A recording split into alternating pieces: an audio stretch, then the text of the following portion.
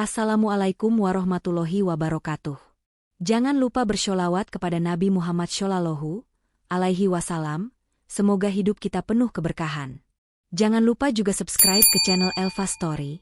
Ya, pernahkah kalian mendengar kisah nyata seorang wanita biasa yang hidupnya berubah di tanah gurun? Apa yang akan terjadi jika seorang dokter asal Indonesia justru menaklukkan hati pemilik rumah sakit Arab yang angkuh dan berkuasa? Namanya Alia Rahmah. Usianya baru 26 tahun.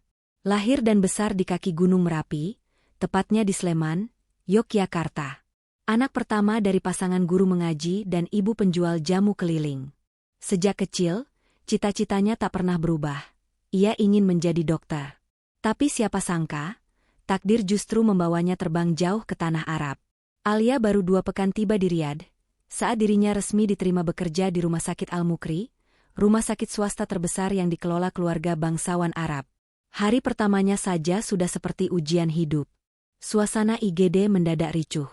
Suara tangisan, alat medis berdenting, dan aroma darah begitu menyengat. Seorang pria paruh baya terbaring kritis akibat serangan jantung.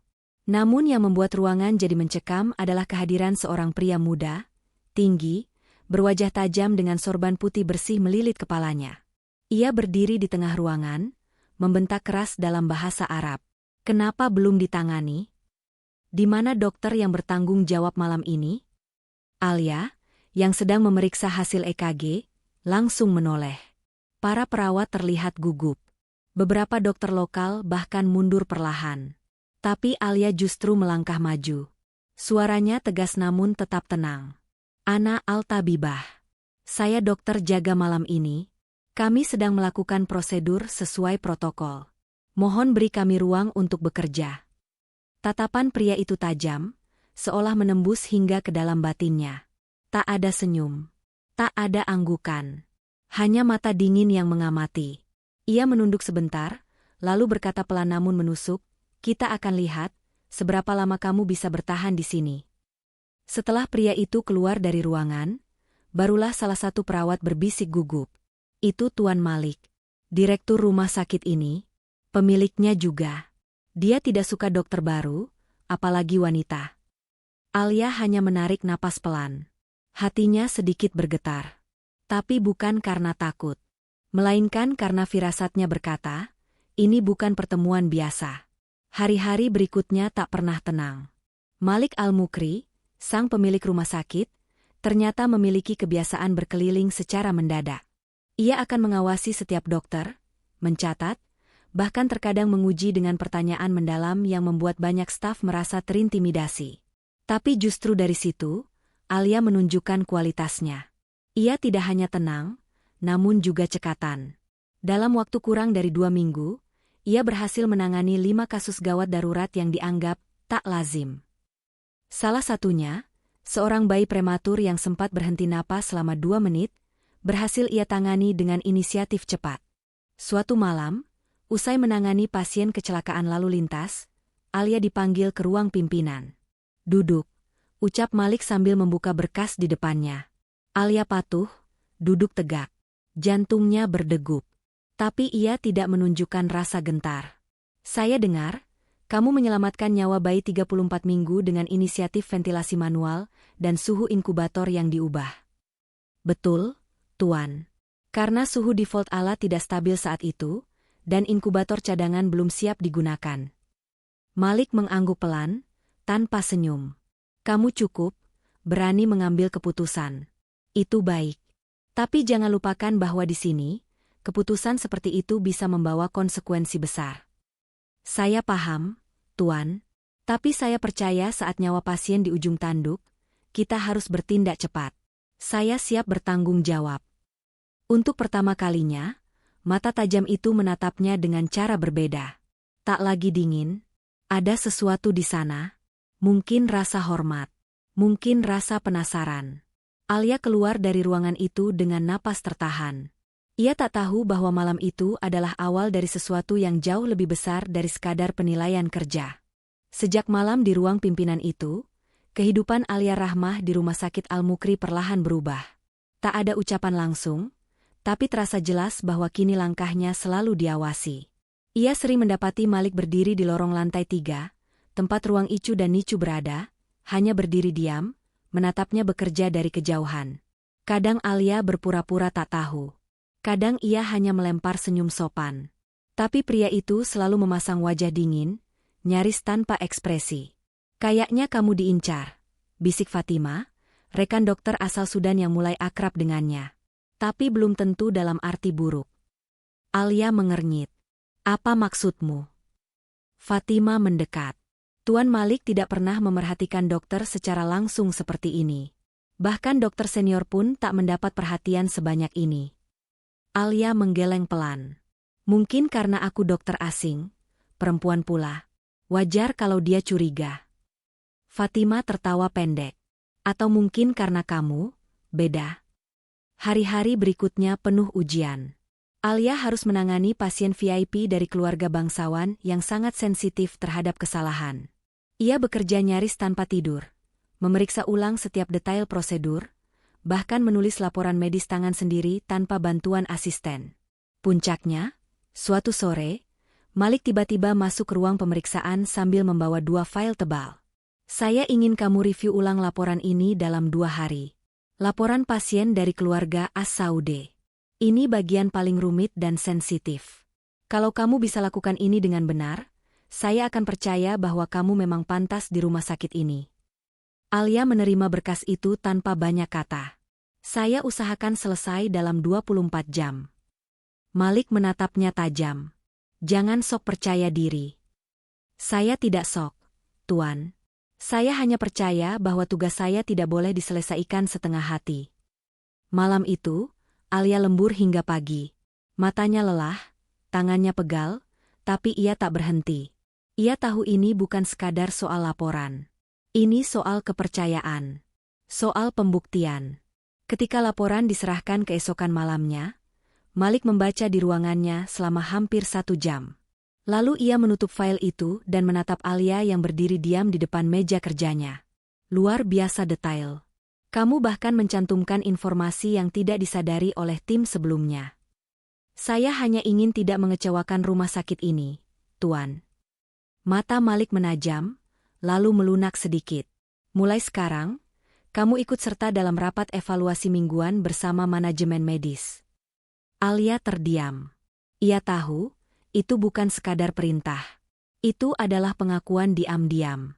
Namun, perhatian Malik yang semakin kentara membuat beberapa staf senior mulai tidak nyaman. Bisikan dan fitnah mulai terdengar. Saya dengar dokter dari Jawa itu dapat perlakuan khusus karena dia cantik. Mungkin dia sedang mencoba mengambil hati pemilik rumah sakit. Komentar-komentar itu sampai juga ke telinga Alia. Tapi ia tak menanggapi. Ia tetap bekerja seperti biasa, lebih keras bahkan. Hingga suatu hari, sebuah insiden mengguncang posisinya. Seorang pasien lansia, anggota keluarga kerajaan, mengalami reaksi alergi parah akibat obat yang seharusnya tidak diberikan. Di sistem, resep itu tercatat atas nama Dr. Alia Rahmah. Malik memanggilnya ke ruangannya dengan wajah dingin yang tak pernah terlihat sedingin ini sebelumnya. Kamu meresepkan ini? Tanyanya sambil menyodorkan dokumen digital dari sistem. Alia menatap layar. Saya tidak pernah memasukkan resep itu, Tuan. Waktu itu saya sedang operasi di ruang bedah 2. Semua sistem mencatat namamu, Malik berkata pelan tapi penuh tekanan. Dan kamu tahu, kalau pasien ini meninggal, kamu bukan hanya dipecat. Kamu bisa dipenjara. Alia menarik napas dalam-dalam. Suaranya tenang meski hatinya bergetar. Berikan saya waktu. Saya akan buktikan bahwa itu bukan saya. Malik menatapnya lama. Mungkin antara marah, kecewa, atau bingung. 3 hari. Kalau dalam 3 hari kamu tidak bisa buktikan kebenaranmu, kamu keluar dari sini. Tanpa diskusi. Alia membungkuk sopan. Saya terima tantangan itu. 3 hari ke depan adalah hari-hari tergelap dalam hidup Alia di Riyadh. Ia nyaris tak tidur, berusaha mengakses sistem keamanan, bertanya pada IT rumah sakit, dan berbicara dengan para perawat. Semua rekaman log menunjukkan resep itu berasal dari akunnya. Tapi di hari ketiga, sebuah petunjuk muncul. Perawat senior asal Filipina, Liza, memberitahu bahwa saat kejadian, seorang dokter lokal terlihat duduk di ruang komputer sambil membuka akun dengan password terbuka. CCTV menunjukkan dengan jelas dokter itu menyamar sebagai Alia dan menggunakan login otomatis. Malam itu, Alia kembali ke ruang Malik. Ia menyerahkan flash disk dan dokumen lengkap. Malik menatapnya, lalu membuka file video. Ia menyaksikan dengan seksama. Setelah beberapa menit, ia mendongak. "Kenapa kamu tidak langsung membela diri 3 hari lalu?" "Saya tahu, di tempat ini, kata-kata saja tidak cukup. Yang saya perlukan adalah bukti." Malik mengangguk pelan. Tapi kali ini, matanya tak bisa menyembunyikan perasaan yang lebih dalam dari sekadar kagum. "Kamu ternyata bukan hanya cerdas, tapi juga sabar dan kuat. Saya mengakui, saya terlalu cepat menilaimu." Alia hanya tersenyum tipis. "Saya tidak datang ke sini untuk pujian, Tuan. Saya hanya ingin menjadi dokter yang berguna, dan tidak menyia-nyiakan kepercayaan." Malam itu, untuk pertama kalinya, Malik tidak memanggilnya dokter atau kamu dengan nada dingin. Ia memanggil pelan, nyaris seperti bisikan. "Alia, mulai sekarang, aku akan memperhatikanmu bukan hanya sebagai staf." Alia tersentak. Tapi ia tak berkata apa-apa. Ia hanya berdiri, dengan dada yang mulai penuh oleh sesuatu yang belum pernah ia rasakan sebelumnya. Sejak malam pengungkapan kasus pemalsuan resep itu, interaksi antara Alia dan Malik berubah secara perlahan namun pasti. Tidak lagi sekadar urusan kerja. Tidak lagi hanya evaluasi tugas atau kritik. Malik mulai mengajak Alia berdiskusi di taman atap rumah sakit. Tempat itu sepi, dipenuhi bunga bougainville yang tumbuh merambat di dinding. Tempat yang sebelumnya hanya menjadi pelarian Malik untuk sekadar menenangkan diri, kini menjadi ruang berbagi dua manusia yang mulai diikat oleh hal yang tak bisa dijelaskan dengan logika. Suatu malam, Malik datang membawa 2 cangkir kopi Arab. Ia duduk di bangku batu, sementara Alia berdiri menatap langit Riyadh yang tak berbintang. "Kamu tidak rindu pulang?" tanya Malik perlahan. Alia menoleh. "Tentu rindu. Tapi ada banyak orang yang lebih butuh kehadiran saya di sini." "Keluargamu tidak memintamu kembali?" "Mereka percaya pada keputusan saya. Dan mereka tahu saya tidak akan tinggal selamanya di negeri ini." Malik diam sejenak, lalu bertanya, "Kalau kamu punya kesempatan untuk tinggal, bukan sebagai dokter, tapi sebagai bagian dari negeri ini, kamu akan terima?" Alia mengerutkan kening. "Saya tidak mengerti maksudmu." Malik menghela napas pelan. "Lupakan. Mungkin aku terlalu cepat." Namun sejak malam itu, Alia mulai merasakan sesuatu yang bergejolak dalam dadanya. Ia mencoba menyangkal. Mencoba menepis. Tapi setiap langkah kaki Malik di lorong rumah sakit, setiap pandangannya yang kini tak lagi dingin, setiap senyum kecil yang sesekali terselip, membuat pertahanannya goyah. Suatu malam di ruang ICU, Alia baru saja selesai menangani pasien gagal ginjal. Ia berjalan pelan menuju ruang istirahat, namun mendapati Malik berdiri di ujung koridor. Tangannya memegang ponsel, wajahnya terlihat letih. "Kamu belum pulang?" tanya Alia. Malik mengangguk kecil. "Aku tunggu kamu." Alia tertegun. "Ada hal penting?" Malik mengangkat wajahnya, sorot matanya berubah menjadi lebih dalam. "Iya. Penting untukku. Aku hanya ingin tahu, apa kamu baik-baik saja?" Pertanyaan itu sederhana, tapi menyentuh bagian terdalam di hati Alia. Tidak ada yang pernah bertanya seperti itu dengan ketulusan di mata, seperti yang ia lihat malam itu. "Aku baik. Terima kasih, Tuan," jawabnya pelan. "Malik," ucap pria itu. "Panggil aku Malik, kalau kita sedang tidak di ruang kerja." Alia hanya tersenyum kecil. Tidak menjawab, tapi tak juga menolak. Hubungan mereka berkembang perlahan. Malik mulai mengundang Alia untuk mendampingi rapat bersama yayasan medis milik keluarganya. Di ruang-ruang tertutup, Malik memberi isyarat yang membuat Alia mulai memahami bahwa dirinya bukan lagi sekadar dokter asing yang bekerja di rumah sakit elit. Ia mulai menjadi bagian dari dunia Malik. Namun dunia itu tidaklah sederhana. Suatu malam, ketika Alia pulang dari rumah sakit, Fatima mengajaknya berbincang sambil minum teh. "Alia, aku harus beritahu sesuatu." "Apa?" Alia menoleh dengan dahi berkerut. Malik sedang dijodohkan.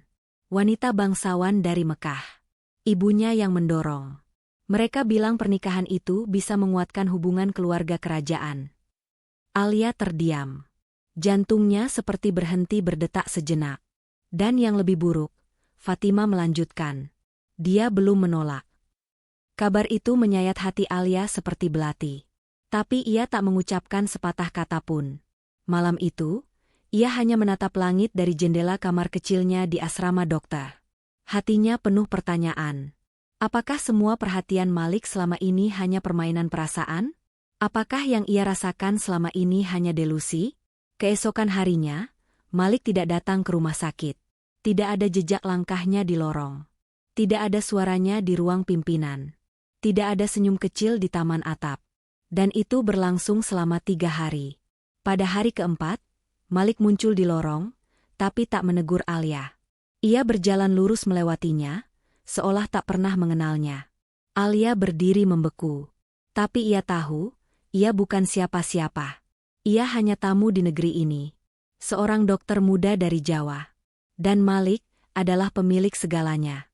Malam itu, Alia menulis surat pengunduran diri.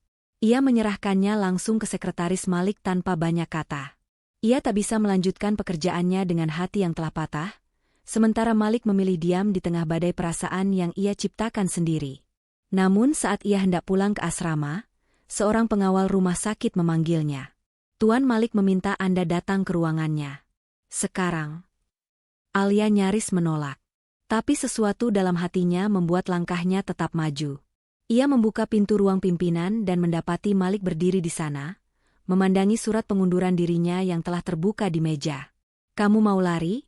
Tanya Malik tanpa basa-basi. Saya tidak lari. Saya hanya mundur dari tempat yang tidak lagi punya ruang untuk saya. Kenapa kamu menyerah? Alia menatapnya dengan mata berkaca. Karena saya lelah berharap sesuatu yang saya tahu bukan untuk saya. Malik melangkah maju. Suaranya lebih rendah. Lebih dalam. Aku menolak lamaran itu. Karena aku tahu, hatiku bukan milik siapapun, kecuali kamu. Alia terpaku. Malik melanjutkan, aku tidak ingin kamu pergi. Aku ingin kamu tetap di sini. Tapi bukan lagi sebagai dokter. Aku ingin kamu jadi pendamping hidupku. Ruangan itu menjadi sunyi seketika. Lampu-lampu gantung menyala redup. Bayangan pohon kurma dari jendela besar membentuk siluet di lantai marmer. Malik berdiri hanya beberapa langkah dari Alia. Wajahnya tak lagi menyimpan dingin dan formalitas seperti biasa. Sorot matanya berubah, tajam, namun lembut. Penuh tekad, namun juga keraguan. Aku ingin menikah denganmu, ulangnya pelan. Tapi aku tahu, ucapan ini mungkin terlalu mendadak. Mungkin juga terlalu gila bagi kamu. Alia berdiri kaku. Tubuhnya tegak, tapi tangannya gemetar. Hatinya bergetar oleh ketidakpercayaan. Ia mendengar sendiri, dengan telinga dan hatinya. Tapi benarkah semua ini nyata? Maaf, Tuan, suaranya pelan, hampir seperti bisikan. Ini bukan soal mendadak atau tidak. Ini soal, pantas atau tidak. Malik mengernyit. Apa maksudmu? Saya hanya wanita biasa dari desa. Saya bukan siapa-siapa. Sementara Tuan, Anda pemilik rumah sakit ini. Nama Anda besar. Keluarga Anda terpandang. Dunia kita terlalu berbeda. Malik mendekat satu langkah. Dan justru karena itulah aku memilihmu. Karena kamu bukan bagian dari dunia palsu itu. Kamu jujur, kamu kuat, dan kamu tidak pernah berusaha menarik perhatianku. Alia menunduk. Suara hatinya seperti berteriak untuk berkata ya, namun akalnya menahan. Ia teringat keluarga di Sleman. Ia teringat ibunya yang menjual jamu setiap pagi sambil membawa bakul kecil. Ia teringat masa kecilnya saat belajar mengaji di serambi musola dengan tikar lusuh. Semua terasa begitu jauh dari dunia marmer, kaca, dan lampu kristal di ruangan Malik saat ini. Saya butuh waktu, ucap Alia akhirnya. Malik mengangguk pelan. Ambillah waktu itu. Tapi jangan terlalu lama. Karena aku sudah bicara pada ibuku. Aku ingin mengenalkanmu. Kalimat itu membuat Alia mematung. Ibunda Tuan? Iya, Malik tersenyum samar. Dan seperti yang kamu duga, beliau tidak menyambut kabar ini dengan tangan terbuka. 3 hari kemudian, Alia dipanggil ke sebuah rumah besar yang terletak di kawasan Al-Aziziyah. Rumah keluarga Malik. Di dalam ruang tamu yang mewah, dengan karpet Persia dan jendela tinggi berlapis tirai emas, Alia duduk bersimpu di hadapan seorang wanita tua dengan sorot mata tajam dan elegan. Dialah Syaikha Maryam, ibunda Malik. Kamu bisa bicara bahasa Arab dengan baik? Tanya beliau tanpa basa-basi. Saya masih belajar, Sayyidati, jawab Alia sopan. Bagus. Tapi menjadi istri Malik bukan sekadar bisa bicara. Kamu tahu, dia adalah satu-satunya anakku. Penerus nama keluarga. Alia mengangguk. Saya memahami betapa pentingnya posisi itu bagi keluarga. Maryam menatapnya tajam. Saya tidak suka wanita dari luar. Terutama yang datang dari negeri jauh dan membawa perasaan dalam diam. Alia mengangkat wajahnya. Saya tidak pernah membawa niat apapun ke rumah sakit itu selain niat bekerja dan mengabdi. Saya tidak pernah menyangka hidup saya akan sejauh ini. Maryam menghela napas. Kamu tahu apa yang membuatku sulit menerima? Bukan karena kamu miskin. Tapi karena kamu terlalu sederhana. Aku takut dunia ini akan melumatmu. Alia tersenyum pelan. Jika Allah menakdirkan saya masuk ke dunia ini, maka saya yakin Allah juga akan memberi saya kekuatan untuk menjalaninya. Perkataan itu membuat ruangan hening sesaat. Maryam menatapnya lebih lama. Lalu bangkit. Kita lihat sampai di mana kamu bisa bertahan. Usai pertemuan itu, Malik menjemput Alia sendiri. Ia tak banyak bicara di dalam mobil. Sampai akhirnya mobil berhenti di pelataran taman kota yang sepi. Di bawah lampu taman yang redup, Malik menoleh padanya. Bagaimana? Tanyanya singkat. Alia menghela napas. Saya tidak tahu apakah Ibunda Tuan benar-benar membenci saya atau justru sedang menguji. Percayalah, dia tidak mudah luluh. Tapi dia bukan wanita yang tidak adil. Kalau kamu bisa tunjukkan bahwa kamu kuat, dia akan membuka hatinya. Alia memandang lurus ke depan. Suaranya tenang namun dalam. Saya tidak akan mundur, Malik. Bukan karena saya mengejar posisi. Tapi karena saya tahu hati saya sudah memilih. Dan saya tidak ingin hidup dengan penyesalan karena melarikan diri dari hal yang seharusnya saya perjuangkan. Mendengar itu, Malik tersenyum untuk pertama kalinya dengan penuh kelegaan. Kalau begitu, izinkan aku memperjuangkan kamu juga. Sejak malam itu, Alia resmi menjadi calon istri Malik.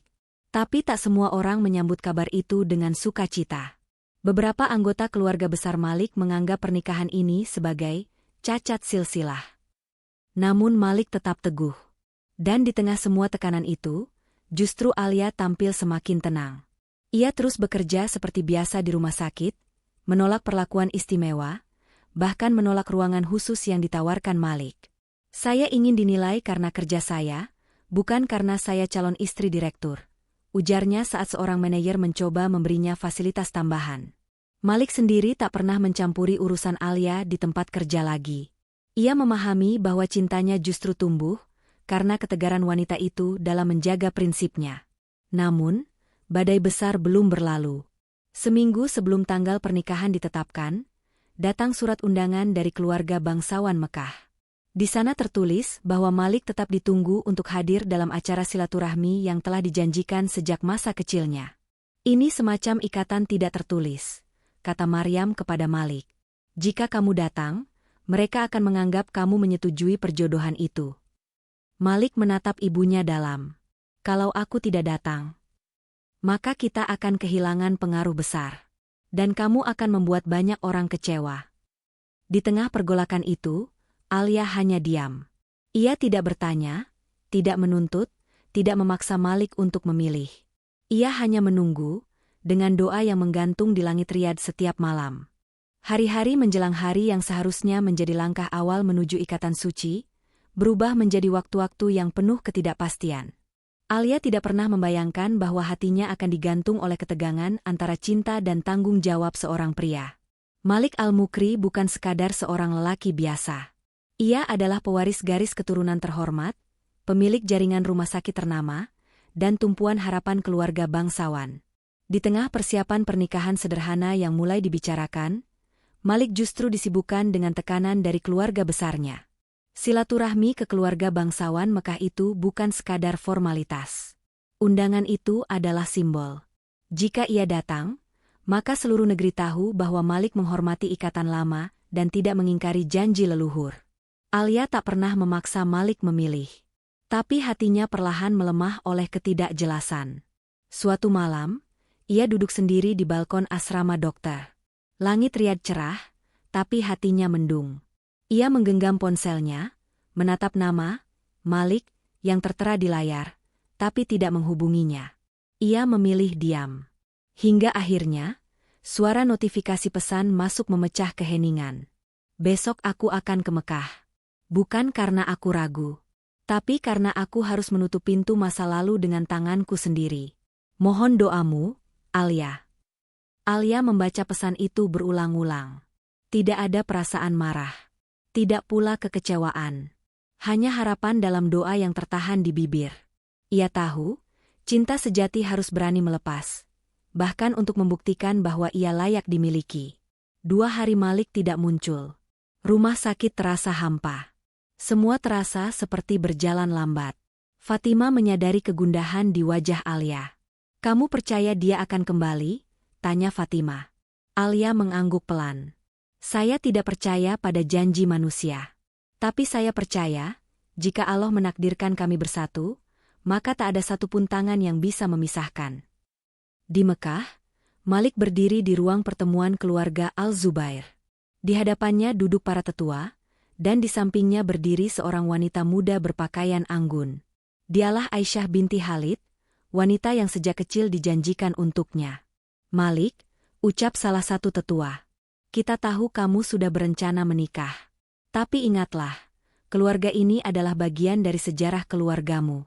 Jika kamu pergi hari ini tanpa kata sepakat, maka kamu akan menghapus nama leluhurmu dari sejarah kami." Malik menatap mereka satu persatu. Lalu dengan tenang menjawab, "Saya menghargai keluarga ini. Tapi saya tidak akan menikahi seseorang hanya karena tradisi. Saya ingin menikah karena cinta dan restu dari Allah." "Cinta bisa dibangun setelah pernikahan," ujar seorang lelaki tua dengan nada tajam. "Benar," balas Malik, "tapi jika cinta itu dimulai dengan pengkhianatan pada hati sendiri, maka rumah tangga yang dibangun tak akan pernah tenang." Keputusan itu mengejutkan semua yang hadir.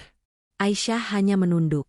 Ia tahu, sejak awal, hati Malik bukan untuknya.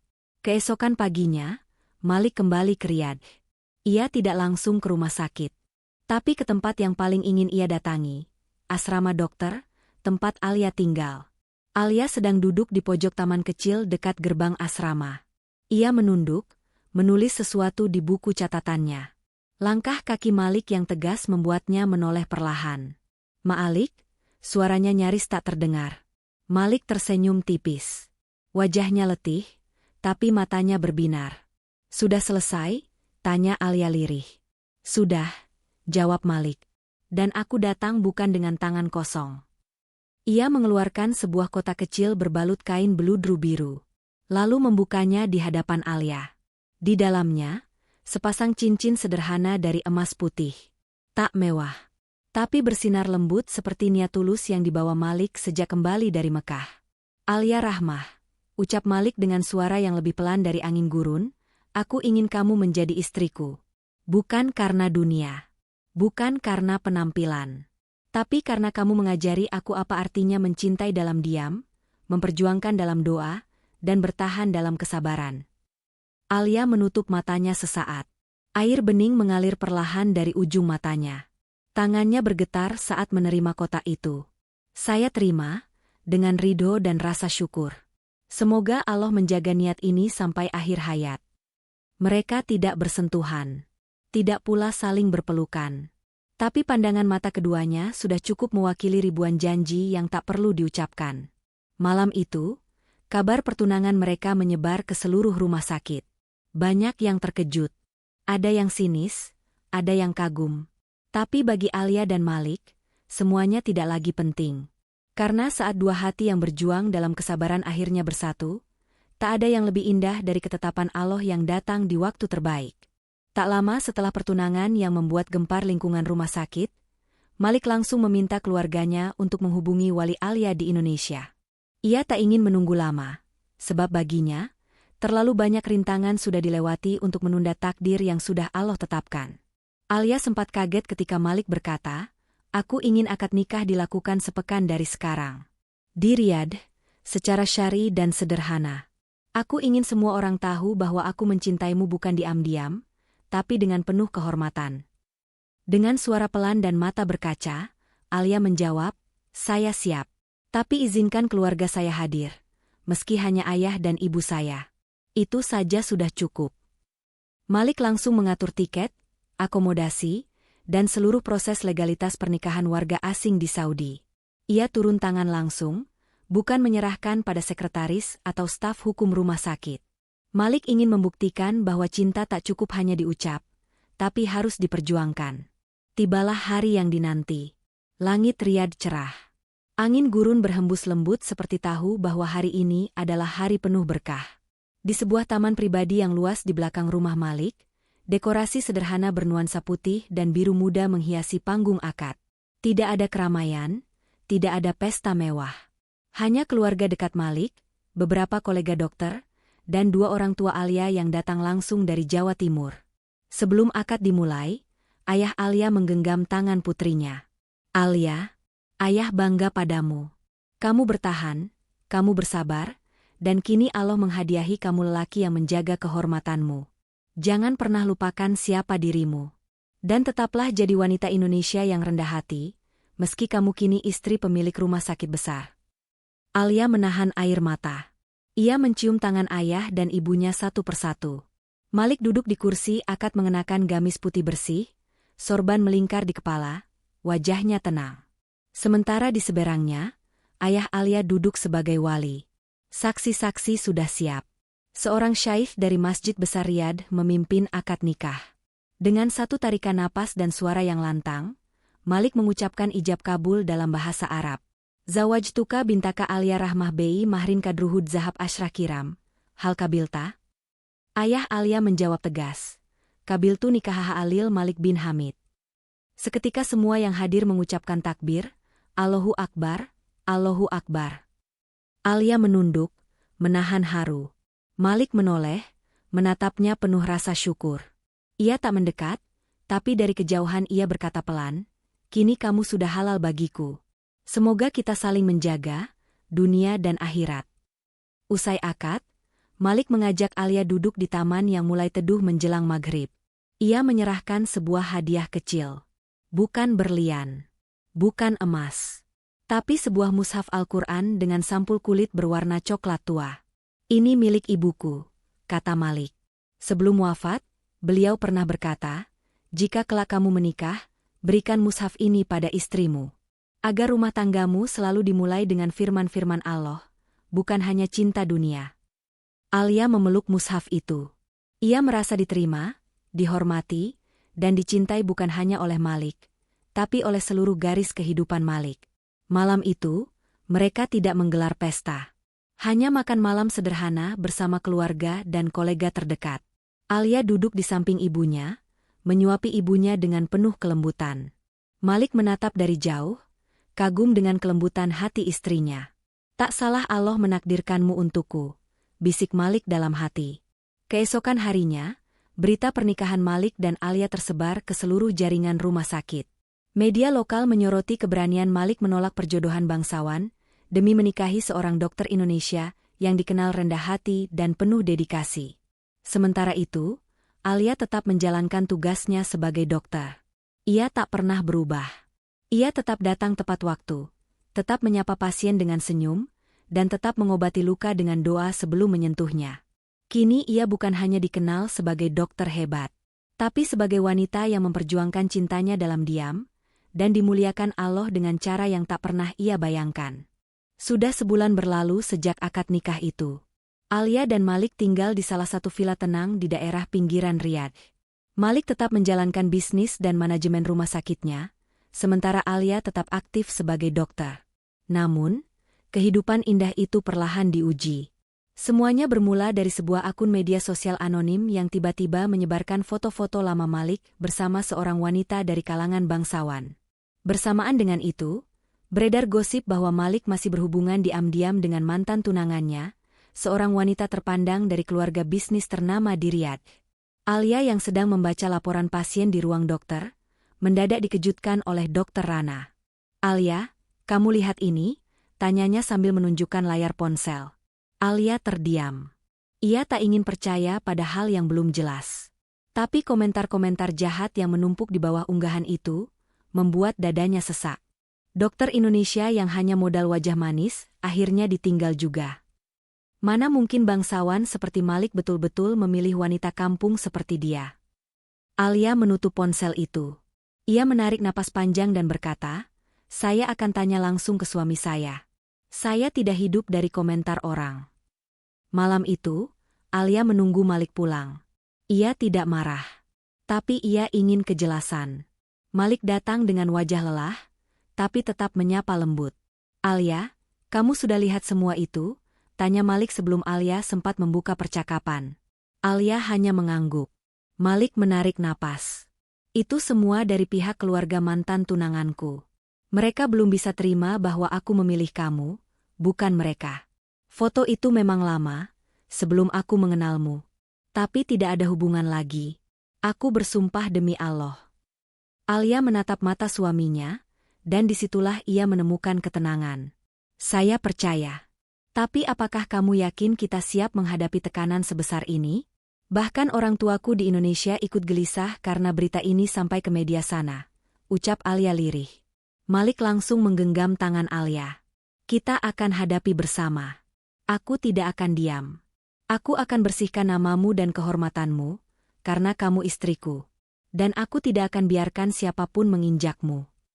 Keesokan harinya, Malik menggelar konferensi pers resmi. Ia berdiri di podium rumah sakit bersama Alia di sampingnya, mengenakan abaya hitam dan jilbab biru tua. Malik berbicara dalam bahasa Arab dengan nada tegas tapi elegan. "Wanita di samping saya adalah istri sah saya. Ia bukan wanita sembarangan. Ia dokter yang telah menyelamatkan banyak nyawa di rumah sakit ini. Saya menikahinya karena iman dan keteguhan hatinya, bukan karena tekanan siapapun. Saya menolak fitnah yang dilemparkan pada rumah tangga kami, dan saya akan menempuh jalur hukum terhadap penyebar kebohongan ini." Sorotan kamera langsung mengarah pada Alia. Wajahnya tenang, tapi matanya berkaca-kaca. Ia tahu bahwa cinta bukan sekadar kata-kata. Ia sedang menyaksikan cinta dalam bentuk keberanian. Namun, badai belum usai. Beberapa rekan bisnis Malik mundur dari proyek besar, karena tekanan dari kalangan elit yang tak senang dengan pernikahannya. Rumah sakit juga mendapat audit mendadak, seolah ada kekuatan besar yang ingin menjatuhkan Malik dari dalam. Di malam hari, Alia duduk di ruang tengah. Ia menatap langit dari jendela, lalu berkata lirih, "Ya Allah, aku tak pernah meminta kemewahan. Aku hanya ingin jadi wanita yang menjaga suamiku dalam taat pada MU." Malik mendekat dan memeluknya dari belakang. "Jangan takut. Jika kita kehilangan segalanya, kita akan membangun dari awal lagi. Yang penting, kita tidak kehilangan Allah dan tidak kehilangan satu sama lain." Beberapa pekan kemudian, penyelidikan polisi digital berhasil menemukan pelaku di balik akun penyebar fitnah. Ternyata benar, ia adalah sepupu dari mantan tunangan Malik, yang marah karena keluarganya ditolak mentah-mentah oleh Malik demi menikahi wanita dari luar negeri. Berita pembongkaran fitnah ini menjadi viral. Banyak orang mulai membela Alia, memuji keberaniannya tetap tenang di tengah badai. Bahkan Menteri Kesehatan Arab Saudi memberikan penghargaan kepada Alia atas dedikasinya sebagai dokter teladan yang tetap menjalankan tugas meski dalam tekanan besar. Malam itu, untuk pertama kalinya, Malik dan Alia makan malam berdua di balkon rumah mereka, ditemani cahaya lilin dan aroma gurun setelah hujan. "Semua ini hanya pembuka," kata Malik. "Aku percaya, rumah tangga kita baru akan benar-benar diuji nanti, saat anak-anak hadir, saat bisnis goyah, atau saat salah satu dari kita lemah. Tapi malam ini, aku tahu satu hal, kamu bukan sekadar istri, kamu adalah separuh jiwaku." Alia tersenyum. "Kalau begitu, biarkan aku menjaga separuh yang lain, agar kita tak pernah hancur." 1 tahun telah berlalu sejak fitnah itu reda. Rumah sakit Malik kembali stabil, bahkan berkembang lebih pesat setelah kejadian itu. Nama Alia makin dikenal sebagai dokter muda berbakat dari Indonesia yang berhasil mencuri perhatian dunia medis Arab. Alia tetap sederhana. Ia menjalani hari-harinya seperti biasa. Menyambut pasien, menulis laporan, menghadiri seminar, dan sesekali ikut dalam misi kemanusiaan ke pedalaman Najran. Namun ada satu perubahan besar. Alia kini sedang mengandung anak pertama mereka. "Sayang, kamu yakin masih ingin ikut misi medis ke Jizan minggu depan?" tanya Malik sambil memandangi perut Alia yang sudah mulai membuncit. Alia tersenyum kecil sambil memegang tangan suaminya. "Tenang, aku hanya mendampingi. Tidak ikut operasi. Aku hanya ingin tetap bermanfaat meski sedang hamil." Malik mengangguk, lalu mengecup kening istrinya. "Aku bangga padamu." Beberapa bulan kemudian, saat usia kandungan Alia memasuki 8 bulan, Malik membuat kejutan besar. Ia menyewa sebuah oasis pribadi di daerah Wadi Hanifah, jauh dari hiruk-pikuk kota. Tempat itu penuh dengan bunga gurun yang sedang mekar. Dihiasi lampu gantung kristal, tenda-tenda putih elegan, dan alunan musik Timur Tengah yang syahdu. Ketika Alia dibawa ke sana, ia terdiam. Tangannya menggenggam dada. "Apa ini, Malik?" tanyanya lirih. Malik tersenyum. "Ini, pernikahan kita yang kedua. Tapi kali ini bukan karena status. Bukan karena kegentingan. Tapi sebagai rasa syukur. Karena kamu telah bertahan. Karena kamu tetap ada di sampingku. Dan karena kamu akan menjadi ibu dari anakku." Acara sederhana itu hanya dihadiri kerabat terdekat, beberapa rekan dokter, dan anak-anak yatim dari yayasan yang selama ini dibantu Alia. Malik menggandeng Alia menuju pelaminan. Di sana, di bawah langit malam dan cahaya bintang, Malik kembali mengucap ijab kabul simbolik, bukan untuk mengganti akad yang lama, tapi sebagai bentuk penghormatan baru untuk cinta yang telah dewasa. "Aku terima cintamu, Alia binti Rahmat, dengan segenap jiwaku. Dan aku bersumpah di hadapan Allah, akan menjagamu hingga napas terakhirku." Alia meneteskan air mata. Ia tak bisa berkata apa-apa selain memeluk suaminya. Di sudut taman oasis, beberapa dokter Arab tampak berbisik sambil memandangi Alia. Sungguh wanita itu punya aura yang berbeda. Sederhana, tapi dalam. Luar biasa. Malik bisa menemukan permata dari Jawa. Malam itu, Alia berdiri menatap gurun luas. Tangannya menyentuh perutnya yang terus bergerak pelan. Ia berbisik dalam hati, "Ya Allah, aku datang ke negeri ini dengan takut dan ragu. Tapi Engkau berikan aku rumah, suami, dan anak. Aku bukan siapa-siapa, tapi Engkau angkat derajatku lewat cinta yang penuh berkah." Beberapa minggu kemudian, Alia melahirkan seorang putra dengan selamat. Malik menamainya Zaid Faris Malik. Zaid artinya bertambah, Faris artinya ksatria. Karena cinta mereka memang bertambah, dan kekuatan mereka tak lagi hanya 2, tapi kini menjadi 3. Dan begitu kehidupan Alia sebagai seorang dokter, istri, dan ibu, benar-benar dimulai. Bukan lagi kisah tentang wanita asing di negeri orang. Tapi kisah tentang seorang wanita Indonesia yang akhirnya menjadi ratu di hatinya sang tuan gurun.